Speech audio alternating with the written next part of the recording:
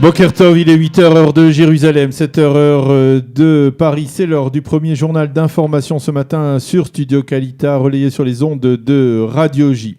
Le Pentagone américain a préparé un plan de guerre face aux menaces que fait peser actuellement l'Iran. Selon ce plan, ce sont près de 120 000 soldats américains qui seront envoyés dans le Golfe Persique pour lutter le cas échéant face aux forces iraniennes. Ces soldats seront déployés dans la région si l'Iran devait décider de s'en prendre à des cibles américaines dans le Golfe Persique ou bien s'il devait ouvertement accélérer, si les Iraniens devaient ouvertement accélérer leur programme d'enrichissement de l'uranium. Mais précise-t-on à Washington, ce plan n'inclut pas de conquête terrestre américaine sur le sol iranien, une conquête qui nécessiterait un nombre plus important encore de soldats. Le sous-secrétaire d'État américain à la Défense, Patrick Shanahan, a présenté ce plan il y a quelques jours à la Maison-Blanche devant les responsables de l'armée américaine et le conseiller à la sécurité nationale John Bolton, qui, on le sait, est favorable à un durcissement des réactions face aux menaces iraniennes. Ce que l'on ne sait pas, c'est si le président américain Donald Trump est directement impliqué et surtout s'il a validé un tel programme, alors que parallèlement, Donald Trump, on le sait, s'efforce de mettre un terme à la présence de forces américaines en Afghanistan et en Syrie. Ceci étant, la nuit dernière, le président américain lui-même a menacé les Iraniens de riposte s'ils devaient s'en prendre à des forces américaines stationnées dans le Golfe Persique. Si les Iraniens agissent, ils le regretteront amèrement et souffriront beaucoup, a déclaré le président américain à des journalistes lors d'une conférence de presse conjointe donnée avec le Premier ministre hongrois Viktor Orbán, qui était de passage à la Maison-Blanche. Ce sont plus de 30 millions de dollars qui ont été acheminés hier dans la bande de Gaza par le médiateur qatari Mohamed El Hamadi.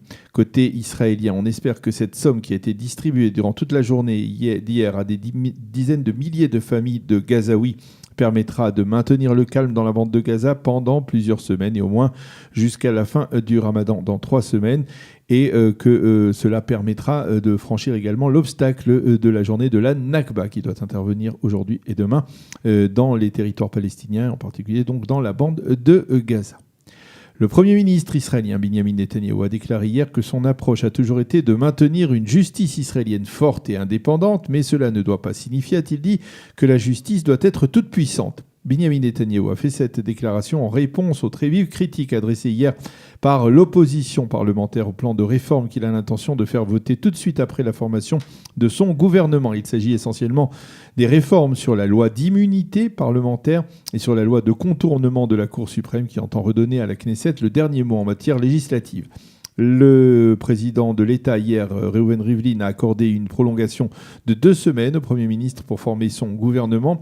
Je ne vois pas d'autre personne que vous capable de former un tel gouvernement, a reconnu le président Rivlin. Au cours des 2 prochaines semaines qui restent, donc, le Likoud devrait accélérer les tractations afin de conclure des accords de coalition avec ses 5 partenaires à droite, le judaïsme de la Torah, le parti Chasse, le foyer juif, le parti Kulanu de Moshe Kahlon et enfin Israël Beitenu. Hier, les responsables du Likoud se sont dit d'ailleurs très surpris par le ton très ferme utilisé par le leader d'Israël Beitenu, Avigdor Lieberman. Ce dernier a insisté dans une conférence de presse sur le fait qu'il maintenait toutes ses exigences en matière de législation et il a affirmé que c'était à prendre ou à laisser. Téléphonez-moi lorsque nous pourrons signer, a dit Lieberman, qui a tout de même consenti à admettre qu'il ne soutiendra personne d'autre que Binyamin Netanyahou. On peut parler d'une nouvelle crise ouverte dans les relations entre Israël et la Pologne après la décision des Polonais d'annuler la visite d'une délégation officielle israélienne. Motif, cette délégation conduite par le directeur général du ministère des Égalités sociales en Israël devait débattre des biens juifs qui ont été spoliés par les Polonais pendant et après la Seconde Guerre mondiale. Cette crise intervient après une véritable résurgence de l'antisémitisme en Pologne qui a été constatée au cours des dernières semaines dans l'entourage du Premier ministre polonais.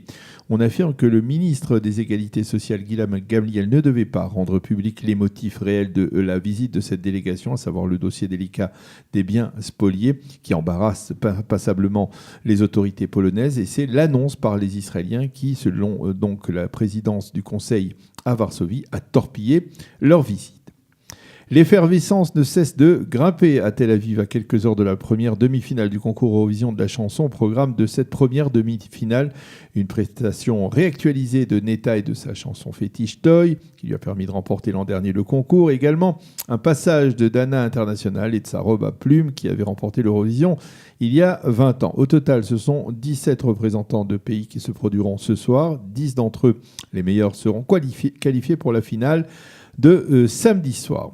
En tout cas, la météo sera particulièrement difficile puisque le temps sera très chaud et sec sur l'ensemble du territoire israélien, avec 33 degrés à Jérusalem, 28 degrés à Tel Aviv et un fort taux d'humidité, et 40 degrés à Eilat. Voilà donc pour ce premier journal d'information sur Studio Kalita. La suite de notre programme dans quelques instants.